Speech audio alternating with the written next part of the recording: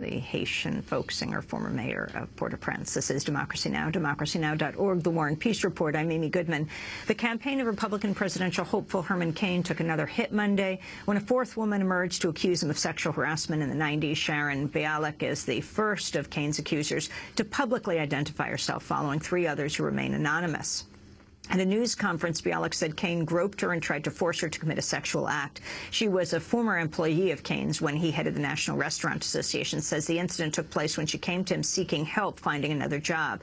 Cain's campaign has issued a blanket denial that he committed any harassment, but has declined to specifically address Bialik's claims. The allegations of sexual harassment aren't the only controversy surrounding Cain. Also Monday, the Center for Media and Democracy, a Wisconsin-based watchdog group, filed a complaint asking the Internal Revenue Service to investigate whether a top aide has used tens of thousands of dollars from a tax-exempt nonprofit to fund Cain's political activities. Citing leaked financial records, the Center for Media and Democracy says Cain's campaign manager, Mark Bloch, used at least $40,000 from his group Prosperity USA to pay for Cain's private jets, air travel, computers when he's exploring a presidential bid. Bloch founded Prosperity USA just last year. The Center for Media and Democracy is asking the IRS to investigate the group's tax-exempt status as well as any other ways Bloch may have been funneling money to political campaigns. The leaked records cited in the complaint also suggest extensive financial ties between Bloch's Prosperity USA, the Cain campaign, and the right-wing advocacy group founded by the billionaire David Koch, Americans for Prosperity. Bloch stepped down from heading the Wisconsin arm of Americans for Prosperity to run Cain's campaign. Lisa Graves is with us now, Executive Director, Center for Media and Democracy, which filed the IRS complaint. Welcome to Democracy Now! Explain further. Sure. We filed a complaint yesterday to ask the IRS to take a closer look at Mark Bloch and his activities. What we've seen in Wisconsin is that he's created a number of nonprofit groups, almost all of which share the Prosperity name.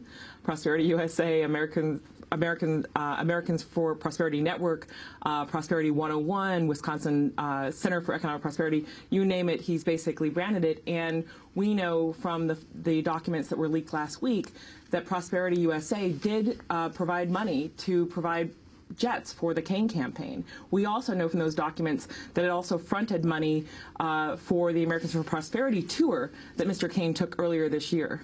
I want to remind people who Mark Bloch is. The latest campaign ad for presidential hopeful Herman Cain that went viral in part because the ad ends up with an odd clip of his chief of staff, Mark Bloch, taking a drag on a cigarette, then blowing smoke into the camera.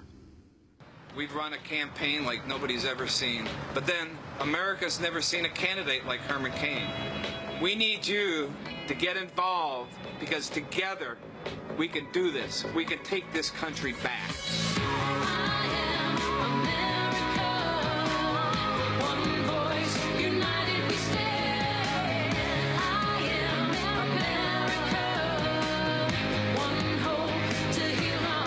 Up until January, Mark Bloch served as the Wisconsin Director of Americans for Prosperity, the Koch brothers-funded organization. The ad surprised some since Herman Cain is a cancer survivor. In 2006, he was diagnosed with stage 4 colon cancer, which had spread to his liver. Lisa Graves. That's right. I mean, the ad was surprising. It was also surprising that they would feature Mark Bloch. Mark Bloch is someone who has a notorious history in Wisconsin. He was subject to one of the stiffest sanctions ever in Wisconsin history as a result of a previous election in which there were allegations that there was undue coordination between a nonprofit group and an election for the Wisconsin Supreme Court. He was barred from politics in Wisconsin for 3 years, and he paid a $15,000 fine to settle those allegations. He next emerged as the leader of David Koch's Americans for Prosperity in Wisconsin, and now these allegations come forward.